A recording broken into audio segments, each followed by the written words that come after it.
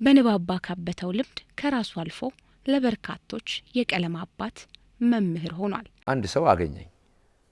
ወጣት ነውና እናወራለን። ኮልፌ አካባቢ ያለ ልጅ ነው። ከዛ በአጋጣሚ ጋሽ ኃይለ መለኮት ኢንተርቪው ይሰጣል ቴሌቪዥን ላይ እና እኩል አየነው። አስተማሪ ያለ በጣም ላምነው አልቻልኩም። ማለት ሁል ጊዜ አስባለሁ ጋሽ ኃይለ መለኮት አስተማሪ ሲሆን ምን ሊሆን እንደሚችል። ሲያልፍ ካስተማረሽ፣ አብሮሽ ሻይ ከጠጣ፣ አብሮሽ ሲጫወት፣ ሲያቅፍሽ፣ ሲስምሽ፣ አጠገብሽ ለጥቂት ደቂቃዎች ሲቀመጥ እነዛን ነገሮች የሚነግርሽ ሰው አስተማሪ ሲሆን ምን አይነት እንደሚሆን አስቢ። ተክለ ሃይማኖት አካባቢ አለማያ የሚባል ትምህርት ቤት አለ፣ አሁንም አለ። ከእናቴ ጋር እዛው አንድ ላይ አይደል ኑሯችን፣ ሰፈራችን እዛው ጎረቤት ነን። ልካኝ ወደ መርካቶ ሲሄድ ግርግዳው ላይ አለማያ ትምህርት ቤት ይላል። ለምን ስራ የለኝም፣ ከየቦታው ሂሳብ እየሰራሁ መለቃቀማቸው አሉ። የእህል ነጋዴዎች አሉ። ሂሳብ ሰራና 3 ብር 4 ብር ይሰጡኛል። እሱ ለሳምንት ቀለብ በቂ ነው። ስለዚህ ንባቤን እያነበብኩኝ ቅዳሜና እሁድ ያንን እሁድ ሂሳብ እየሰራሁኝ ገንዘብ ስለማገኝ 4-5 ብር እሱ ለሳምንት በቂ ቀለብ ነው። ስለዚህ ንባቤን ነው የቀጠልኩት እና እዛ ትምህርት ቤት ገባሁኝና ስጠይቅ ምን ነው አለኝ። ምክትል ርዕሰ ምን ነው አስተማሪነት ተቀጥሮ እንደሆነ ነው አልኩት። የሰለጠንኩ አይደለሁም፣ ዝም ብዬ ቀጥታ መምህርነት። ግን አንድ ደስ የሚለው ነገር ስለ መምህርነት አነባለሁኝ። ከማነባቸው መጽሐፍት ውስጥ አንዱ እሱ ነው እና መምህራን ማሰልጠኛ ባልገባም በራሴ ለመምህርነት የምታበቃኝ እውቀት አለችኝ። ክፍል ገብቼ የማታሳፍር በደንበረ ቅብረር ብዬ የማስተምርባት እንጨምርባት አለ አይደል። ከዚያ ዋናው ሰውዬ ዳይሬክተሩ የሉም፣ ከሰዓት በኋላ ልትመጣ ትችላለህ አለ። አዎ እችላለሁ አልኩኝ። ከሰዓት በኋላ 8 ሰዓት ተኩል ላይ ሄድኩኝ። አቶ አሰፋ በላቸው ይባላሉ። እስከ መቼም ማረሳቸው፣ አሁን በህይወት የሉም። መንግስተ ሰማያት ወርሳቸው ቁጭ ብለዋል። ጠይም መልካም ቆንጆ ናቸው። እጅ ነስቼ ገባሁና ቁጭ በላሉ። ምን ነው አሉ። አይ ከሰዓት በፊት መጥቼ ነበረ እና ከሰዓት በኋላ ናና እሳቸውን አነጋገራቸው ስላይለ አስተማሪ ለመቀጠር ነው አልኳቸው። አዩኝና እንዲህ ወደ ጎን እንዴ እዚህ እኮ የሚማሩት ልጅ ትልልቆች እኮ ናቸው አሉኝ። የዛን ጊዜ ትልልቅ ሆነው ነው የሚማሩት በ60 ምናምን ውስጥ ከገጠር የመጣው ምኑ እና አይ መልሱ እስከ ዛሬ ድረስ አለ። እኔ ቦክስ አልገጥም አልኳቸው። ላስተምር ነው የመጣሁት። ከት በውሳቁና አሁን ታዲያ ንግባና ትሞክር አሉኝ። 4ኛ ክፍል ገባሁ። ሳይንስ ነው። የት ደርሳችኋል ተባለ። ስለ መሬት ዙረት ነው የምንማረው ምናምን አሉ። ለእኔ ሳነብ ስለኖርኩኝ ደግሞ 12ኛ ድረስ ያንን ስማር ኖር ያለሁኝ በንባብ ደግሞ ዳብሯል። ገባሁ። እሳቸው በመስኮት ብቅ አሉ። 2 ክፍል ነው የሚገርማችሁ። አንደኛው ክፍል እዚህ ነው። ይሄ ግርግዳ ነው። እዚህኛው 4ኛ ኤ አለ፣ እዚህኛው 4ኛ ቢ አለ። ያንን መጽሐፍ ሰጡኝና ገለገለ ምንም የሚያስቸግር በቃል ነው ደግሞ ያኔ። ከዛ ገለጽኩላቸው በደንብ አድርጌ፣ ምክንያቱም ስለማቀው በቃ መልእክት ለእናትሽ እንደማድረስ ቁጠሪው ደንብ አድርጌ አብራራው። ከዛ በውጭ እዛ ጋር ቆየኛሉ። የሽ ፈተናውን ወደ የሚያስቀጥሩኝ እነሱ ናቸው። ጥሩ ነው ጥሩ አይደለም የሚሉኝ የይለፍ ምልክቴ አረንጓዴ መብራቴ። ስለዚህ ወዲያውኑ እንዴት ነው ጥሩ ነው ጥሩ ነው ሲሉ ይሰማኛል። ከነዛ ተማሪዎች መካከል ዛሬ 5 ናቸው፣ 6ቱ ጓደኞቼ ናቸው። በግል ትምህርት ቤቶች ተቀጥረው በሚሰሩ መምህራንና ሰራተኞች ላይ ይፈጸም የነበረውን የአእምሮ የጉልበት ብዝበዛ ለመከላከልና ለመቋቋም ሲባል በ1965 የግል ትምህርት ቤቶች መምህራን ሰራተኞች አንድነት ማህበር በተመሰረተ በ4ኛው ወር ኃይለ መለኮት መዋል የማህበሩ አባል ሆኗል። ሰለሞን ክፍለ ጽዮን ይባላል። እዛው የትምህርት ክፍል የሰራተኞቹ ማህበር የትምህርት ክፍል ኃላፊ ነው። እሱ ሊያስተምረን መጣ። ኋላ ያው ደርግ ገደለው። በጣም ምርጥ ልጅ ምርጥ ጭንቅላት የነበረው እዛ ይሰራል። እዛ ትምህርት ተጀመረ። በወረቀት ላይ የተጻፈ የካርቱን ስዕል ሁሉ አለበት። እንዴት እንደምንበዘበዝ፣ ደሞዛችን እንዴት አነስተኛ እንደሆነ፣ የትርፍ ሰዓት ክፍያ፣ የአመት ፈቃድ፣ የሕክምና በቃ የሰራተኛውን ህይወት በሚመለከት ትንትን አርጎ ሲያስረዳ ወይ ነዶ አልኩ። 2 ቅዳሜ ያመለጠኝ አልኩ። ቅዳሜ ነው አልኩኝ። ከዚያ ደስ አለኝ መምጣቴ፣ ምክንያቱም የኔን ህይወት የሚመለከታል። ደሞዝ የተቀጠርኩበት ደሞዝ የዛን ጊዜ 28 ብር ነው። ትንሽ ሰርቼ 38 ብር ደርሳለች። ልብ በይ ስለዚህ የተመዘበርኩ ነኝ በጉልበት፣ በአእምሮ፣ በህይወት። 3 ነገር ነው። ከእድሜሽም ላይ ነው ለእነሱ የምታበረክችው። ጉልበትሽን ነው የምትሰጫቸው፣ እውቀትሽን ነው። ይሄን ሁሉ ነው የሚመጠምጥሽ ካፒታሊዝም። ስለዚህ ያንን አስተማሩ። ቀጠልኩ በደንብ በቃ። አሁን ለዚህ ምንድነው የእውቀት ዋስትና የሰጠኝ ማለት ነው ቤተ መጻሕፍቱ መዘክር ነው። ድሮ እነዚህን አሁን የተማርኩትን ትምህርት የሚያዳብሩ ነገር ግን የማልፋቸው ትሬድ ዩኒየኒዝም ይላል የሙያ ማህበር ማለት ነው። ወይ ጉድ! እዛ ይህን ሁሉ ዓመት ሳላነባችሁ ኖር ያልኩኝና ቀጥታ እነ ልቦለድ፣ እነ ሳይኮሎጂ፣ እነ ሜትሮሎጂ፣ እነ ሳይንስ ምናምን ቻው ደህና ዋሉ። ቀጥታ እነሱ ጋር ሄድኩኝ። ብዙ ናቸው ደግሞ ሳነብ እዛ አስተማሪያችን ያስተማረን ሰራተኛ ማህበር ጽሕፈት ቤት ውስጥ ቁጭ ብለዋል። እዚህ በቃ ውቅያኖስ በቃ። ከዛ ሁሉም ቀረ በቃ። የማናት ሼክስፒር፣ የማናት ቶልስቶይ፣ የዋናው ዶስቶዬቭስኪ ደህና ዋሉ። ጥልቅ አልኩ እዚያ በዛው ቀረሁ። የማህበሩ መሪ በጣም ጎበዝ የሆነ መሪ እና ጸሐፊው የማህበሩ ጸሐፊ የተመረጡት በህግ የተመረጡት ስራ አገኙና ሄዱ። ስንሰበሰብ በሌላ ቀን መሪ የለንም። 2 ዋና ዋና ሰዎች ወጥተዋል። ብድግ አልኩኝና ፊት ለፊት ሄድኩኝ። ወንድሞች ያው ችግራችን አንድ ነው፣ መከራችን አንድ ነው። ከበርቴዎቹ ነው የምንለው። የሚሰነዝሩት ዱላ አንተ ላይ ቢያርፍ እኔንም ይመታኛል። ስለዚህ ሌላ ሰው መንግስት እስኪያስመርጥልን ድረስ ሰራተኛና ማህበራዊ ጉዳይ ሚኒስቴር እስኪያስመርጥ ድረስ እኔ እመራለሁኝ አልኳቸው። ጭንቅ ብሎን ለሁላችንም አጨብጭበው ተቀበሉኝ። አንተም ደግሞ ለማ ተነስ፣ በቃ ጀምረናል። አንድ ጊዜ ጦርነቱን ከጀመርክ ማፈግፈግ የለም፣ ቀጥል። እሱም እኔም ጎበዝ ነው፣ ደግሞ በጣም ጎበዝ ነው። ሲጽፍ ሲያቀናብር ሌላ ታሪክ ነው። እሱ ጸሐፊ ሆነ። ቀጠል። ማህበራችን ስራዋን ጀመረች። ከ3 ወር በኋላ ሰራተኛና ማህበራዊ ጉዳይ ሚኒስቴር ቁጥራችን በዛሁን ወደ 400 ገደማ ሆነናል። እናደራጃለና እየዞርን ከዛ ያው ምርጫ ተካሄደ። ምርጫ ሲካሄድ በሙሉ ድምፅ ኃይለ መለኮት የማህበሩ ፕሬዚደንት ሆንኩኝ። የአዲስ አበባ የግልና የሚስዮን ትምህርት ቤቶች መምህራን ማህበር ቃሉ ነው ፕሬዚደንት። እዛ ያለሁኝ አሁን ማንበቡ ከሰራተኛ ጋር መዋሉ በየፋብሪካው ጋር ደግሞ እየተላኩኝ አንዳንድ አነስ ያሉ ቦታዎች ጋር እየሄድኩኝ ማሰልጠኑ በመካከሉ ያው 66 ዓመተ ምህረት መጣ። ኢትዮጵያ መምህራን አመጽ አለ፣ የታክሲ አመጽ አለ፣ የዩኒቨርሲቲ ተማሪዎች አመጽ አለ። መብት የሚል ዴሞክራሲ የሚል መሬት ላራሹ ፊውዳሊዝም ይውደም፣ የምዕራባዊ ኢምፔሪያሊዝም ይውደም፣ ያንኪስ ጎ ሆም፣ አሜሪካኖች ውጡ ከሀገራችን። ያንን ቤት እኮ የሰሩልን እነሱ ናቸው። ያንን ሰው ሰበት አብዮቱ በፈነዳ ቁጥር እኛ ኃይልና ጥንካሬ ፖለቲካሊ ያገኘን ሄድን። አሰሪዎቹ ደግሞ ቁልቁል የሚወርዱበት ጊዜ ነበረ። በዝባዥ ነው አድሃሪ ነው የሚለው መጣ። እኛ ደግሞ ተራማጅ ነው ወደሚለው ገባን። ከዛ ደርግ በአንድ በኩል ፖለቲካ ያካሂዳል፣ እግረ መንገዱን ደግሞ ሌሎች ፖለቲካ ድርጅቶች አሉ። ስለዚህ እዛው ሰራተኛ ማህበር ውስጥ እያለሁኝ ኢህአፓ ተቋቋመ። ቀደም ብሎ እኔ አሁን ሰራተኛው ክንፍ ውስጥ ገባሁ። ኢልአማ ይባላል። እዛ ውስጥ ገባሁ። ከዛ ኢልአማ ውስጥ ገብቼ መጻፍ እችላለሁ። ልብ በይ እነዛን ሁሉ ድርሰቶችን ጽፌያለሁ። ትምህርቱን አግኝቻለሁ ስለ ትሬድ ዩኒየኒዝም።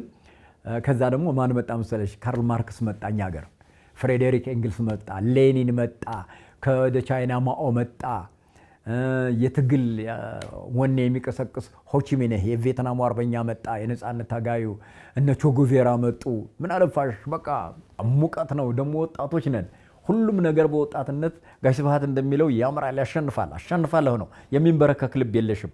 ስለዚህ 66 የመሬት አዋጅ ሲታወጅ፣ የከተማ ትርፍ ቦታና ቤት ሲታወጅ፣ ፋብሪካዎች ሲወረሱ፣ የገጠር መሬት የኢትዮጵያ ሕዝብ ሀብት ሲሆን፣ እንደዚህ የመሳሰሉት 66 ዓመተ ምህረት ላይ የካቲት 28 ቀን የኢትዮጵያ ሰራተኞች በመላ ኢትዮጵያ፣ ኤርትራም ያኔ የኢትዮጵያ አካል ነበረች በፌዴሬሽን ምክንያት፣ ያው የሰራተኛ ማቆም አድማ ተደረገ። እኔ አድማውን ከሚያንቀሳቅሱ አለ አይደለም እንደ የደረጃሽ ትልልቅ ማህበር መሪዎች አሉ፣ መካከለኛ አሉ፣ ዝቅ ያሉት አሉ። እኔ ከታችኛው ክፍል ነኝ፣ ከወጣቱና ይሄ ገና አማተር የሚባለው አለ አይደለ ግን የማይደክም ከዛ ውስጥ ነኝ። ያንን የካቲት 28 ቀን የተካሄደ የስራ ማቆም አድማ ስናካሄድ እኔ የተወከልኩት ለ3 ቦታዎች ነው። ባንዱ ላይ እንሄድ እኔም በሚመለከተኝ በመምህራን ላይ ስራ አቁሙ ብለን አንድ ትምህርት ቤት ስንሄድ አላቆሙም። አገር ለነጻነት በሚታገልበት ጊዜ ለፍትህ በሚቆምበት ጊዜ የህይወት መስዋዕትነት ሲከፍል እነኚህ እንዴት ዝም ይላሉ አልኩ። ተናደድኩ። በድንጋይ ጠመድ ነው ትምህርት ቤቱ ዞረን ያዘው አሉ አሯሯጡኝ። ላመልጥ አልቻልኩም። ለመጀመሪያ ጊዜ በህይወቴ በ66 ዓመተ ምህረት የካቲት 28 ቀን እስሩ የገባሁ ሰኞ ዕለት ፍርድ ቤት ቀረብኩኝ። ሰኞ ዕለት የዛለታ ደግሞ የኢትዮጵያ ሰራተኞች ጠቅላላ ጉባኤ ይካሄዳል። ደርግ ስራ ጀምሩ እንደራደር አለና የአገሪቱ ጠቅላላ የሰራተኛ ማህበር ተወካዮች ተሰብስበዋል። የኔ አይነት ደግሞ ተለያየ ቦታ የታሰሩ አሉ የሰራተኛ ማህበር መሪዎች። ጉባኤው መጀመሪያ ያቀረበው ጥያቄ ለመንግስት ምንድነው? በየቦታው የታሰሩ የሰራተኛ ማህበር መሪዎች ያለምንም ቅድመ ሁኔታ አሁን ተፈተው ጉባኤው ላይ ይሳተፉ ተባለ። የት ነው ያሉት ተባለ። እኔ ከፍርድ ቤት ተመልሼ መፈቻ እስከሚጻፍልኝ 5ኛ ፖሊስ ጣቢያ ነው ያለሁት። ያውቃሉ የት እንዳለሁኝ። አንድ 10 እንሆናለን ከከተማው ውስጥ በመኪና በአሜሪካኖች መኪና የሰጡን ነበር የዛን ጊዜ። በሱ ጉባኤው ላይ ቀረብን። በስመ አብ መድረኩ ላይ ወተን 10ችንም ስናጨበጭብ ደስታው አልተቻለም።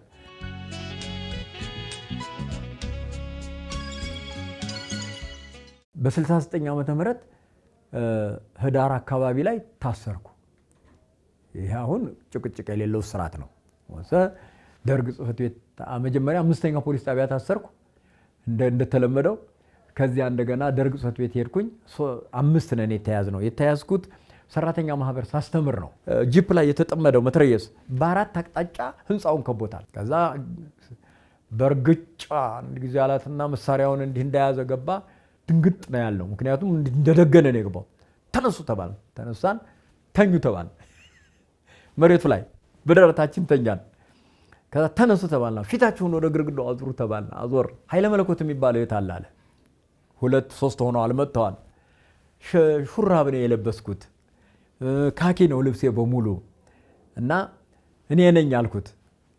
ሲነግረው ያ ሰውዬ ያጠቆመን ሰውዬ ሲነግረው አግዝፎ ፖለቲካሊ አግዝፎ ነግሮታል። እኔ ለራሴ በቃ 53 ኪሎ መመዝን ምስኪን ነኝ። ከዛ አለና በጥፊ ኃይለ መለኮት ነው ስለው። ምክንያቱም የነገረው እንደምልህ በሰውነቱ የገዘፈ እንደዛ ነው ያደርገው የነገረው። አለዝም አልኩት። ኃይለ መለኮት እኮ ነው ያልኩት አለኝ። እኔ ነኝ አልኩት። ምን አባቱ ነው አለና ደግሞ በዚህ አለኝ ደግሞ በዚህ ድገቢያት። ከዛ ጠገቤ ያሉት ያቺ ሙላቷ ትባላለች፣ አሁን አርፋለች። በጣም ጎበዝ ልጅ ናት። እሱ ነው አለችው። አንተ ነህ? አዎ። በልዝጋው ሙላቷ ማናት? እኔ ነኝ። እዚሁኝ 5ታችንን መረጠና የተቀራችሁት ውጡ።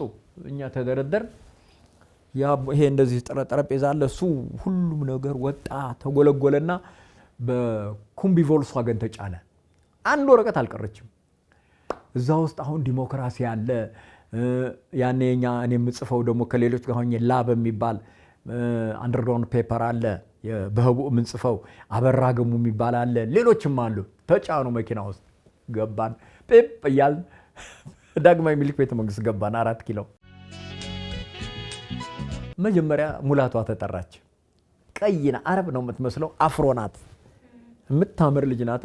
ምን አድርገ 19 ዓመት እንዲህ ቢሆናል ወይ 20 እንበለው ነው ምናልባት። አስገብተው በግማሽ ሰዓት ውስጥ እንዳልነበረች አድርገው አወጧት። የወሳንሳ ተሸክመው አመጡና እዛ አጠገቤ ጣሏት። የለችም በቃ እግሯ። እዛ ሌላው ወይ እኔ ሆናለሁ ተረኛው አይታወቅም። ቀስ ብላ ግልብጥ አለችና እንዲህ አይነት ጠይቀውኛል፣ እንዲህ ስላንተ ጠይቀውኛል፣ እንዲህ ብለውኛል፣ ስለኔ እንዲህ ብለውኛል። ስለዚህ ቃል ብትናገርም እንሞታለን፣ ባንናገርም አልተናገሩም ተብለን እንሞታለን ከነ ክብራችን አለችኝ። በቃ ጓዳዊ ሰላምታ አለ አይደለ? ይዞሽ በቃ አንድ ልጅ ተጠራ። እሱም የህግ ተማሪ ነበር፣ 3ኛ ዓመት ዩኒቨርሲቲ። እንዲህ ብትዩ ይፈርጣል። በምቾት ያደገ ልጅ ነው። በቃ እግሩን አራርደው ነው የጣሉት ማለት ይቻላል። ወረወሩ። እሱ በእንግሊዝኛ ፌይንት የሚሉት ነፍሱን ስቷል። በቃ ወረወሩት። በ3ኛው ላይ ነው የተጠራሁት። መተላለፊያው ጨለም ያለ ነው። ከዚያ ነው መከራው የሚጀምረው። 4 ክፍሎች አሉ። 3ቱ የወንዶች ናቸው፣ አንዷ የሴቶች ክፍል ናት። እና እኔ የገባሁበት ክፍል ጨለማ ነው። በጣም ጠባብ ናት። ጥቁር ነው ቀለሙ ውስጡ። በሩም እንደዚያው ነው። አምፖሏ ይቺ 25 ሻማ የምትባል አምፖል በቀዳዳ በኩል ከበሩ አናት ላይ ትበራለች። ስለዚህ በመጨረሻ ላይ ለዚህ ቤት ምን እናውጣ ተብሎ ስም ማውጣት ውድድር ተደረገና ቤተ ጽልመት የሚል አወጣሁኝ እኔ፣ የጨለማ ቤት ማለት ነው።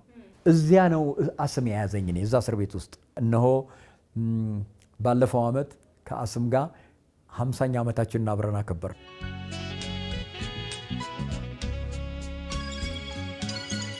ከእስር ቤት ወጣሁ ወደ መምህርነት ዓለም መመለስ አልቻልኩም። እዛ ትምህርት ቤት ሲሄድ አባረሩኝ። 7 ዓመት ሰርቼ እዛ ዓለማያ ትምህርት ቤት ሲሄድ መልሱ ብዬ ሲሄድ እዚህ ግድም እንዳደርስ ደግሞ መፈታተህ አነሰህና ትመጣለህ አሉኝ። አልተመለስኩም። አገልግሎቴ ውሃ በልቶ ቀረ። የአገልግሎት አልተሰጠኝም ወይም አልታሰበልኝም። እንዲሁ ደርግ 7 ዓመታት ከህይወቴ ቀምቶኛል።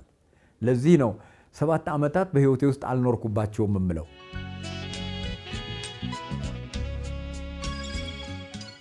ደራሲ ኃይለ መለኮት በድርሰት ህይወቱ ላይ ከነበሩት የቅርብ ወዳጆች መሃል ስለ ደራሲ ስብሐት ገብረ እግዚአብሔር ዘውትር ያነሳል። ጋሽ ስብሐት ጋር ማጀቴና ጋሽ ስብሐት የሚገርም ነው። ከዚህ ስንሄድ ቦታ ለማረጋገጥ ቋንቋውን ትክክለኛነቱን ለማረጋገጥ ያው ከዛ ጋር የተያያዘ ነው እና ሲሄድ የምንዳያን ሀገር ያለሁ ነው ያለኝ። ልክ የለሽ የምንዳያ ባለቤት ናት። እነሱ የነበሩበትን ቦታ ነው ያለ። ሄድን ግን ተረት እጽፋለሁኝ በዛው ነው ያለኝ።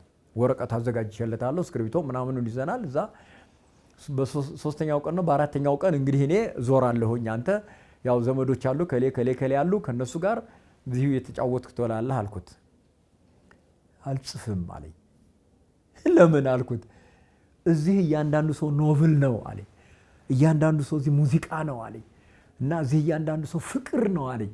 እዚህ ለአንተ ልጆች ተረት ልጽፍ በቃ አልጽፍም አለኝ። እና ጋሽ ስብሐት ያንን ጉንጉንን ኤዲት በማደርግበት ጊዜ እስኪ እንዴት ነው ኤዲት የማደርገው? ድሮም አውቃለሁ ብዙ መጽሐፍ ጽፌ የለ አሳዩኝ። ምኑን ተጽዕኖ አወጣን። የሰራተኛ ማህበር መሪ ስለነበርኩኝ ምንዳ የሰራተኛ ማህበር መሪ ሆኖ አዲስ አበባ በመጣበት ጊዜ ከፍተኛ የሆነ ፍትጊያ አካሄድኩኝ እዛ መጽሐፍ ውስጥ። ይህንን አውጣዋለኝ ንድት እያለ ነው ያወጣሁት። ምክንያቱም የኢትዮጵያ ሰራተኞች ትግል እዚያ ውስጥ በስፋት አለ። መጽሐፉ አለ አሁን ያ በእጄ የጻፍኩት ትልቅ ነው። እና አንድ ቀን ምናልባት አላህ እየጎበዞ ያለ ዕለት ሊታተም ይችላል። እና በጣም የረዱኝ ናቸው አረፋይኔ ሀጎስ እና ስብሐት ጥሩ ሰዎች ናቸው። እውቀታቸውን የሚደብቁ አይደሉም። ያላቸውን ሁሉ የሚሰጡሽና የሚያበረክቱሽ ናቸው። እፎይታ መጽሔት እዚያ 200 ብር ነው ምናምን የደመወዝ ጭማሪ አግኝቼን ጥጥ ብዬ እዛ ገባሁ። የመጽሔቱ ምክትል አዘጋጅ ሆንኩ። እዚያ ውስጥ እኔን በጣም በከፍተኛ ደረጃ የሚበልጡኝ በጋዜጠኝነት የሰለጠኑ ሰዎች አሉ። እኔ በልምድ ነው በንባቤ ነው የገባሁት። ቋንቋው አለኝ። ኖሃው ደግሞ ያው እዛ ስገባ የተዘጋጀሁበት አለኝ። በፊት ደግሞ ጽፍ ነበረ።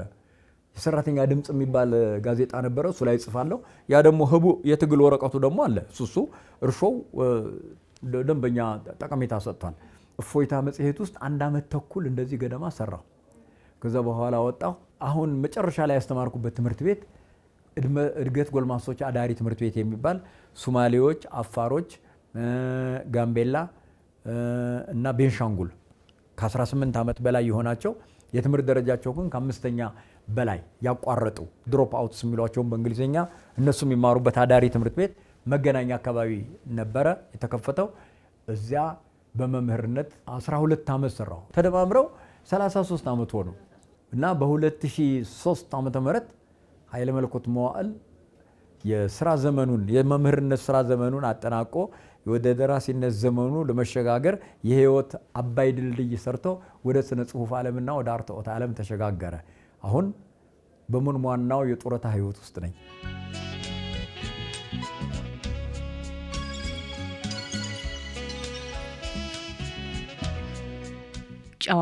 ጨዋታ አዋቂ፣ ቁም ነገረኛ፣ አንደበተ ርቱዕ፣ አባት፣ ጓደኛ፣ ወዳጅ ነው ይሉታል የቅርቡ ሰዎች። ስሙ እንደውም እኔ እሱ ይስቃል ስነግረው ኃይለ መለኮት መዋዕል የሚል ስም የምናውቀው የሆነ ነባር መጽሐፍት ውስጥ ነው፣ ሼልፍ ላይ ነው እና ሳስብ በአካል ስለማላቀው ሳስብ ኃይለ መለኮት መዋዕል የሚባለውን ሳስብ በጣም ተራራ የሚያክል ሰውዬ ነው እና ሳገኘው በጣም ማንኛውም ኢትዮጵያዊ ቀላል ኑሮ የሚኖር ትሁት በጣም ዘመድሽ ወይ አጎትሽ ወይ አባትሽ እንደዚህ የምታውቂው ሰው ሆኖ አገኘሁትና ኃይለ መለኮት መዋዕል የሚለው ስምና ይሄ ሰውዬ በፍጹም እያልኩ እነግረዋለሁ። ጨዋታ አዋቂ ነው። ወጉ በቃ ሲነግርሽ የማይሰለችሽ አብረሹ ብትሆኚ በጣም ደስ የሚል ጊዜ ነው የምታሳልፊው። እሱ በሱ ዘመን የነበሩ ደራሲዎችን ጸሐፊዎችን እያነሳ ስለሰሩት ስራ ስላጋጠማቸው አስደናቂ ነገሮች ይነግሩሻል። ባንቺ ሰዓት እሱ በሱ ሰዓት ሳይሆን ባንቺ ሰዓት እሺ ብሎ የሚመጣ እና ያለውን ነገር ለመስጠት ምንም የማይዳድ ወደፊት ወደ ኋላ የማይል አይነት ሰው ነው እና ከዛ አንፃር በብዙ መንገዶች እንገናኛለን። እንደ ቤተሰብም ያንቺ ጉዳዩ የሚሆን ነው። ጋሽ ኃይለ መለኮት ቤትሽ ውስጥ ይገባል፣ ልጆችሽን ይጠይቃል፣ ባለቤትሽን ይጠይቃል፣ ጎረቤትሽን የሚያውቃቸው ከሆነ ደህና ናቸው ኬዛቸውን ሁሉ አይረሳም እና በዚህ ሁሉ ነው የማውቀው ጋሽ ኃይለ መለኮት።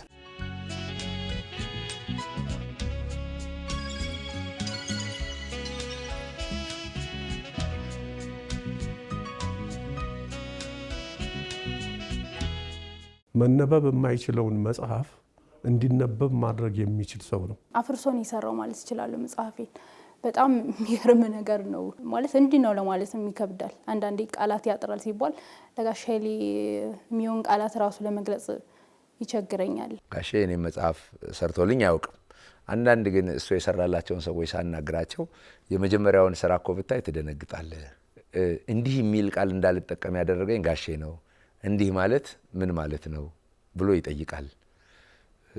ዝም ብሎ መቸክቸክ ከነበረ ልማድ የሚያወጣ አርታይ ነው እና እሱ ባያየው ኖሮ ይሄ መጽሐፍ አንተ እንዳሰብከው መጽሐፍ አይሆንም የሚሉ ሰዎች አሉ። ሁለት የተለያዩ ባህሪያት አሉት እሱ ጋር። አንደኛው በቃ ለመግባባት ምቹ ነው፣ በተለይ ለወጣቶች፣ በተለይ የሱን ድጋፍ ለሚፈልጉ ለማንኛውም ሰዎች ያለው አቀራረብ ቀለል ያለ ጓደኞቹ እንዲሁ ዝም ብሎ ጋሽ ኃይሌ እንደ ጓደኛ ነው ሁሉም የሚጠራው። በሌላ በኩል ደግሞ በጣም አትንኩኝ ባይ ነው። ብዙ ነገሮችን እንደዚህ ከህሊና ጋር ሊያያዙ የሚችሉት መቼም ህሊና የራስ ፍርድ ነው አይደለ?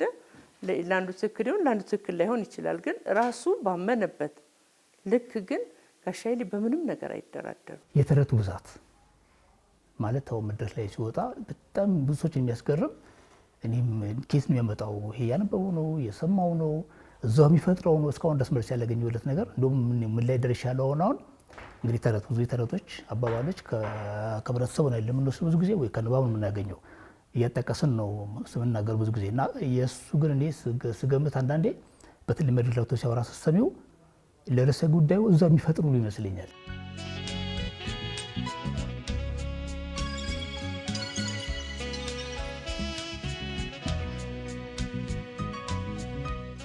ከ1990 እስከ 2002 ተከፍቶ በነበረው በእድገት የጎልማሶች አዳሪ ትምህርት ቤት 12 ዓመታትን አስተምሮ ከ33 ዓመታት በኋላ ያገለገለበትን የመምህርነት ሙያ በጡረታ ተሰናብቶ ወደ አርትዖት ገብቷል። በሶስት ይከፈላል አርትዖቶቹ። አንዱ መምህር በነበርኩበት ጊዜ የሚመጡ ወጣቶች የሚያመጡት መጽሐፍ ነው። እሱን አንበቤ አርትዖት አይደለም የምሰራው። ቁጭ አድርጌ መጽሐፉን ያነበብኩትን አንድ መስክ ላይ ወይም ደግሞ አንድ ካፌ እንቀመጥና ያያዝኩትን በማስታወሻ ያያዝኩትን ይሄንን አድርግ እያልኩኝ እነግራቸዋለሁ። ሁለተኛዎቹ ደግሞ የሥነ ጽሁፍ ምክር እየሰጠ ያው በማቀው የተማሩም ሆነው ልምድ አማካፈላቸዋለሁ። የማይከፈልበት አርትዖት ቁጥሩን አላቀው ይሄ 100 ገጽ 200 ገጽ እና አንዳንድ ጊዜ በአካል ማላቃቸዋለሁ። እንዲህ ያለው መጽሐፍ እኮ አይተህ እንዲህ ያረክልኝ አንተ ነህ ይሉኛል። በቃ እንመሰጋገናለን። ኋላ ዘመነ ጡረታ ከገባሁ በኋላ የኢትዮጵያ ደራሲያን ማህበር የኤዲቶሪያል ኮሚቴ አቋቋመ። በሚረዱ ሰዎች አማካይነት መጽሐፍ ይታተምና መጽሐፉ ተሸጦ ገንዘቡ ይመለሳል። በዛ በገንዘቡ ደራሲው ይጠቀማል። እንደዚህ ነበረ። እዛ እኔ ገዛኸኝ የሚባል ከዛ ሜሪ ጃፈር ኢዮብ ጌታሁን እና ገስት ተጫኔ እነኚህ ሁሉም ደራሲያን ናቸው፣ የሥነ ጥበብ ሰዎች ናቸው። የዛ ኮሚቴ አባል ሆን እዛ የኮሚቴው አባል ሆን ምን እናድርግ? በነፃ ስሩ እንዳንባል በነፃ ሊሆን አልቻለም። ምን እናድርግ? አይ ደራሲዎቹን እናገዛቸው፣ በ30 ብር እናድርገዋል።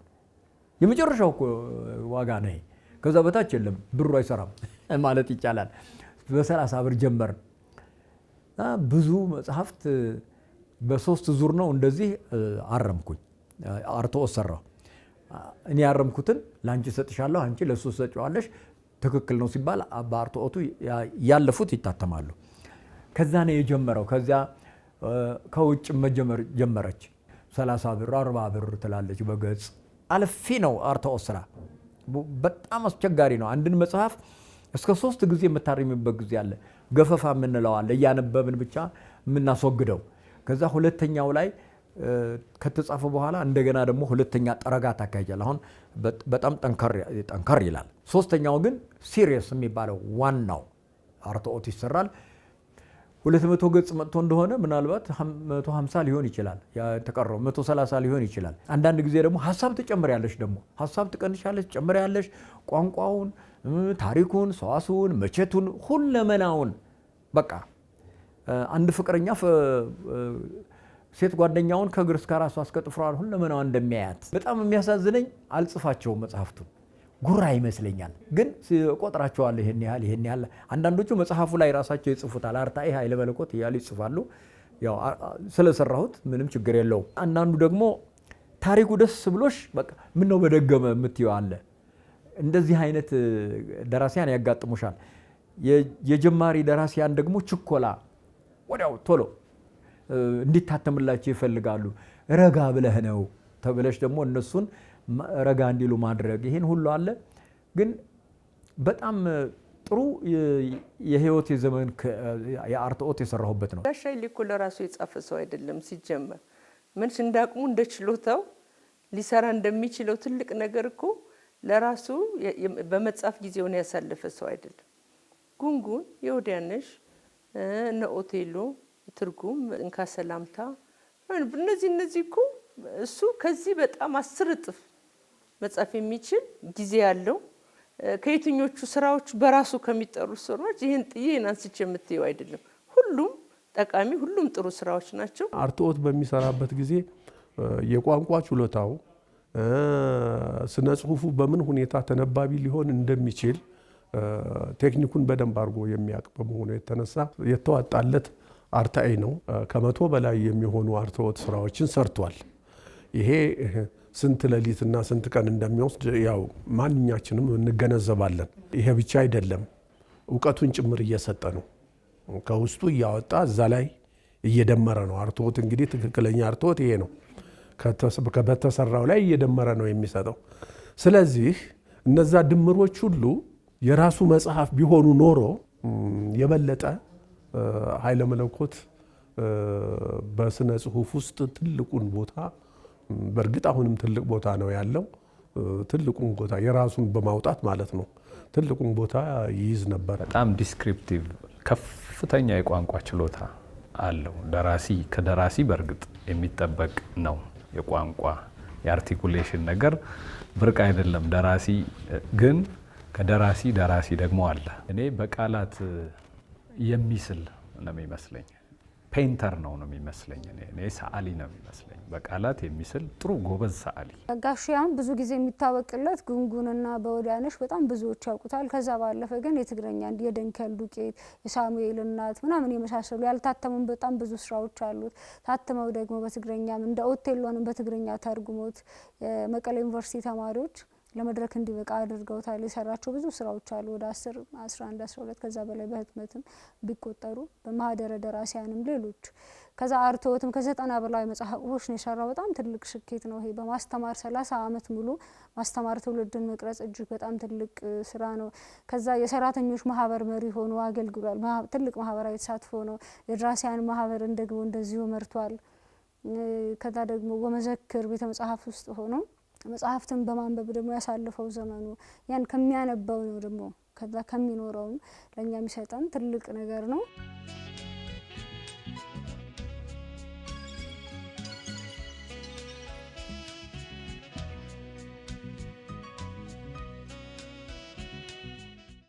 ልጅ፣ ወጣት፣ አዋቂ ሳይል ሁሉንም በኩል ዓይን ያያል። እሱም ሁሉም ልጆቼ ናቸው፣ እነሱ ከኔ ብቻ ሳይሆን እኔም ከነሱ እማራለሁ በማለት ብዙውን ጊዜ ይናገራል። ራሱን ማይቆልድ በቃ አንቺ ማቀውል መስሎ መሆን የሚችል እውነተኛ ኢትዮጵያዊ ደስ ይሆን ኢትዮጵያዊ መጣልን ነው እንጂ መጣ ደግሞ የሚባል ሰው አለመሆኑ ደስ ይለኛል። ብዙ ጊዜ ይጫወታል እና ሲጫወት ደግሞ ነጥቆ የሚጫወት ሰው አይደለም። ሰምቶ ከሰማው ነገር ላይ ተነስቶ እንዴት መሰለ ብሎ የሚጀምር ሰው፣ ምን ይባላል መሰለ ብሎ የሚጀምር ሰው ነውና እኔ በጣም ጆሮ የምሰጪው ሰው ነው። የሰው ልጆቹን እኩል የሚያይበት አይኑ በጣም ነው የሚገርመኝ። በጣም የትህትና ሰው ነው። መምህር አይደለ፣ እውነተኛ መምህር ነው። ሰው ከህይወቱ ከሚያስተምርሽ በላይ በምንም ሊያስተምርሽ አይችልም። ብራና ይዘሽ ወይ ደግሞ ቾክ ወይ ጠመኔ ይዘሽ ብላክቦርድ ላይ እየጻፍሽ ያጠናሽውን ነገር እንደዚህ ነው ብሎ መንገር አንድ ነው። ከራስሽ ህይወት ከዛ ከምትኖሪ ከምታደርጊ ምሳሌ የሆንሽ ማስተማርና ትውልድን መቅረጽ መቻል ግን በጣም ትልቅ የህይወት ስኬት። በኢትዮጵያ ስነ ጽሁፍ ውስጥ ሰው ብድግ ላድርግ ብትይ በየዘመኑ ከማትስችው አጓል ውስጥ አንዱ ነው። ወፈር ብሎ ከሚነሱት አጓሎች ውስጥ አንዱ ነው ነው የማስበው። በተለይም 1970ዎቹ ውስጥ በነበረው የስነ ጽሁፍ እንቅስቃሴ ውስጥ ጋሽ ኃይለ መለኮትን መዝለል ከባድ ይመስለኛል። ጋሽ ኃይለ መለኮት በብዙ መንገድ ነው ልታገኘው የምትችለው። በኢትዮጵያ ስነ ጽሁፍ ውስጥ ልምድ በማካፈል አርታኢ በማድረግ በመጻፍ ጭምር ከባህሪው ጀምሮ እስከ እውቀቱ ድረስ ብዙ የሚማሩበት ሰው ነው ጋሽ ኃይሌ። በጣም ከምገምታቸው ትሁት ሰዎች አንዱን ቦታ የያዘ ነው። ጋሽ ኃይለ መለኮት ማለት የሚያድግ ልጅ አይጥላህ የሚለውን በህይወቱ የሚኖር ሰው ነው። ትሁት ነው። በጣም ወግ አዋቂ ነው። የቋንቋ ሰው ነው። የማህበረሰብ እሴቶችን የሚረዳበት፣ እሴቶችን የሚገልጽበትና እሴቶችን የሚያጣጥምበት ጉልበት በጣም ይደንቀኛል። ያን ለማየት እንግዲህ የወዲያንሽ በጣም የሚገርም ስራ ነው። እውቀትና ትህትና የተጋቡለት ተስማምተው የሚኖሩበት ሰው እና ብዙ እንትና ደግነት ትህትና የሚባሉ ቫልዩስ አሉ አይደለም። እውቀት ያስቸግራቸዋል፣ ይፈትናቸዋል። ጋሽ ኃይሌ ጋር ግን ሳይቸገሩ በሰላምና በደስታ ይኖራል። ቤት ውስጥ ያለው ጠባይም ውጪ አንድ ነው። ቤት ስገባ ያው የታወቀ ነው። ምሳዬን ራቴ በላሁ፣ ወደ መጽሐፌ ነው፣ ወደ እርማቴ፣ ወደ ስራዬ ነው። ቅድም እንዳልኩ ሙዚቃ አዳምጣለሁ። ኢንስትሩሜንታል የመሳሪያ ሙዚቃ በጣም እወዳለሁ። ከዛ በድምጽ የታጀበ እወዳለሁ። ሌሎች ምን እንደሚሉኝ አላቅም። ኳስ እወዳለሁ። ይሄ ፕሪሚየር ሊግ፣ ቡንደስሊጋ የጀርመኖች ይሄ እግር ኳሳቸው፣ በፊት ደግሞ የጣሊያኖች ነበረ። ላቲኖቹ ነፍሴ ናቸው። እነ ብራዚል፣ እነ አርጀንቲና፣ እነ ኡራጓይ፣ ፓራጓይ።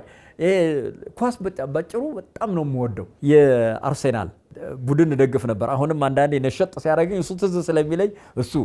ሁለተኛው በጣም የምወደው አንድ ብራዚሊያዊ አለ ሮናልዲኒዮ የሚባል እሱ በቃ ለኳስ የተፈጠረ ነው። ሮናልዲኒዮ ጎቾ ነው ጎቾ የሚሉት። አንዳንድ ጊዜ ዩቲዩብ ውስጥ ገባና ስሙን ጽፌ አየዋለሁኝ። ደከም ሲለኝ አርቶት ቁጭ ብዬ አየዋለሁኝ። ኳሷን በቃ ነይ በዚህ ሂጅ እንዲህ የሚላት ነው የሚመስለው። እሱ እኔ እንጃ የሚደገም አይመስለኝም። እግዚአብሔር ይፈጥራል። እሱ ግን በጣም ምርጥ ነው። እሱ በተለየ ነገር ነው። አንድ ጊዜ የማረሳው ጋናና ጣሊያን ለዓለም ዋንጫ ተገናኙ። እኔ የጋና ቲፎዞ ነኝ። ልበይ ዘረኛነት አይደለም፣ አፍሪካዊ ቡድን ነው እና እንደ ሀገር የቡድን ቁጠሪው። አሁን ጥሩ ሲጫወቱ ይለው መጨረሻ ላይ ጣሊያን አገባች። ቅጽበታዊ እብደት አለ አይደለ? እንዲህ ይሄ ሶፋው አለ ቤት ውስጥ። ያንን ሶፋ ተናድጄ አንድ ጊዜ ስመታው የሶፋው እንጨት ተሰበረ። እስከ ዛሬ ድረስ አነሳዋለሁ እና ኳስ እወዳለሁ።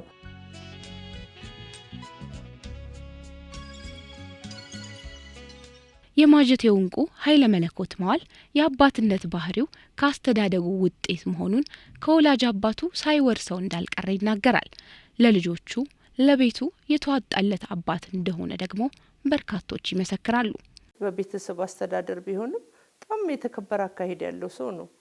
በሰፈርም የተከበረ አካሄድ ያለው። ስለዚህ እንደዚህ አይነት ሰዎች ደግሞ ብዙ ጊዜ ይኖራቸዋል። ለራሴ ልጠቀምበት ካሉ ባለቤቴ ጋር ከተጋባን 40 ዓመት ሆኖናል። ከሀገር ቤት ጀምረን ነው የምንተዋወቀው። ለቤቷ በጣም ጠንካራ ናት። ለልጆቼ በጣም ጠንካራ ናት። እኔ ለስለስ ስላለሁኝ እሷ ግን ምንድነው ቀጥ ያለ የስነ ምግባር አለ አይደለም። ስህተት ከሆነ ወዲያው ነው ቀጭ ነው እና ጥሩ ህይወት ነው ያለን። 2 ልጆች አሉኝ። ባለቤቴ ወይዘሮ ጽዱ ጌታቸው ትባላለች። ልጄ ዶክተር ማህደረ ኃይለ መለኮት የመጀመሪያ ልጄ። 2 ናቸው ልጆቼ። ሁለተኛው ዮናታን ኃይለ መለኮት ይባላል። እሱም ኮምፒውተር ሳይንስ ነው ያለው። በፍቅር በመከባበር በመተራረም ከልጆቼ ጋር ምንድነው ይሄ የጋራ ውይይት በማድረግ በፖለቲካውም በጥበቡም በሙዚቃውም እንደዚህ ሙዚቃ በጣም ወዳለሁ። ልክ በሌለው መጠን ወዳለሁ። ለኔ ቁጥር 1 ነፍሴ የሚወዳት ዘፋኝ አለች። እሷም ታውቃለች። ፍቅር አዲስ ነቃ ጥበብ እንደ ሰው ያነግደኛል ሀሳብ እንደ ሰው ወስዶ የማይመልሰው። ጋሽ ኃይሌ በአኗኗር ዘይቤው በጣም ቁጥብ የሚባል ሰው ነው እና አንዳንዴ እኛ ጎትተን በግድ ቢራ ቤት እንወስደዋለን እና በእነዚህ ቆይታችን በጣም ጎበዝ አዳማጭ ነው። ውይይት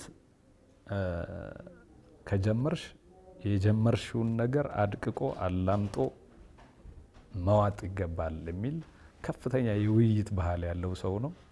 ለምሳሌ እኛ እዚህ ነክተን እዛ ስንዘል ወደዚህ ተመለሱ፣ ቆይ የጀመራችሁት ይሄንን ነው፣ ይሄንን መጀመሪያ በደንብ አድቅቁና አላምጡ፣ ከዛ ወደሚቀጥለው እንሄድ። በጣም ውይይት ወዳድ ሰው ነው።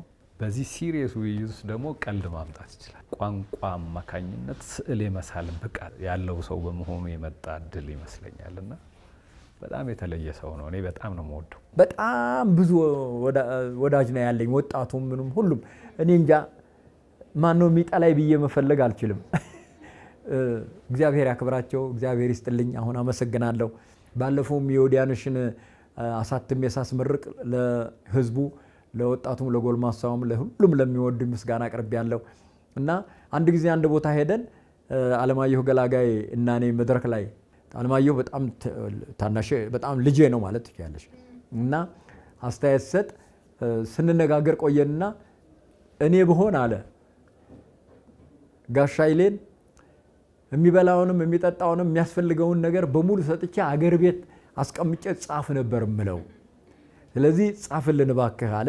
ሌሎችም ሁል ጊዜ ይሄንን ይሉኛል። ግን ህይወት ውጣ ወረዷ ብዙ ነው። የምታስከትለው የኢኮኖሚ ጥያቄ ይበዛል። ያንን ጥያቄ ማሸነፍ አለብኝ። አጣሁ ማለት የለብኝም፣ ነጣሁ ማለት የለብኝም። ሁል ጊዜ ራሴን የቻልኩ በትምህርት ጥቅስ ቀጭን ጌታ ነኝ። የሰው እጅ አይቻል አቅም ወደፊትም አላይም።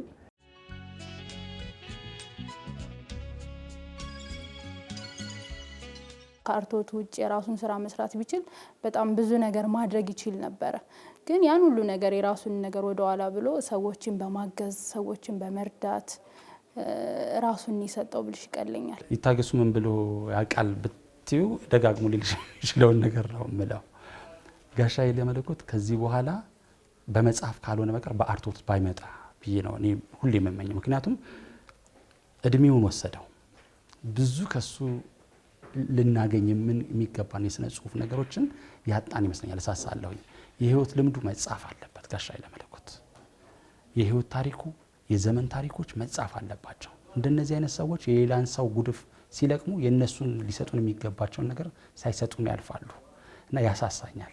እጽፋለሁ ጻፍ ነው የሚሉኝ። የህይወት ታሪክን ጻፍልን። ሌሎችም ደግሞ የሚያውቋቸው በአእምሮ ውስጥ ያስቀመጥኳቸው ኖቭሎች አንዳንዶቹን ነገር ያረኳቸው ስላሉ እርግጠኛ ነኝ እግዚአብሔር በዚህ የእድሜ 11ኛው ሰዓት ላይ ባለሁበት ጊዜ ትንሽ ሞልቶታል። ቆንጠራ አድርጎ ቢጨምር ጤንነትና እድሜ እነኚህን አሁን ያልኳቸውን አይነት ነገር ለመጻፍ አቅሙ አለኝ።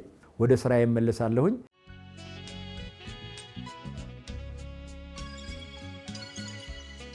በህይወት ዘመኑ ለሰጠን አበርክቶ ምስጋናችን የላቀ ነው። ደራሲ ወደ መልካም መንገድ የሚመራ እንደመሆኑ ጋሽ ኃይለ መለኮት መዋል ይህን አደራውን በአግባቡ ተወጥቶታል ይሉለታል።